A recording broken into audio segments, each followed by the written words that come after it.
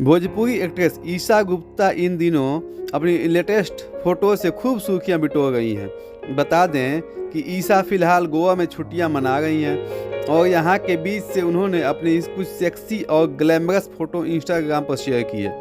यदि ईशा की फोटो को गौर से देखा जाए तो वह इंडियन क्रिकेटर हार्दिक पांड्या की पत्नी और एक्ट्रेस नताशा की हमशक्ल नजर आती हैं।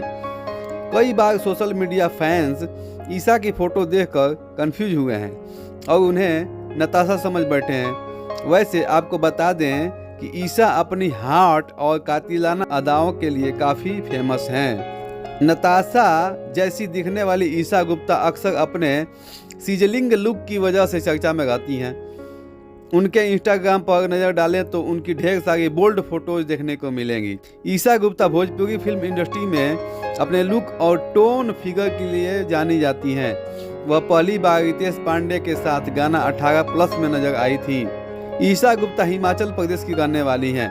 वह पेशे से मॉडल, फैशन और टीवी एक्ट्रेस हैं। भोजपुरी फिल्मों में काम करने से पहले वह पंजाबी म्यूजिक इंडस्ट्री में धमाल मचा चुकी हैं। आपको बता दें कि ईशा गुप्ता ने पंजाबी टीवी शो विलायती भाभी में लीड रोल प्ले किया था।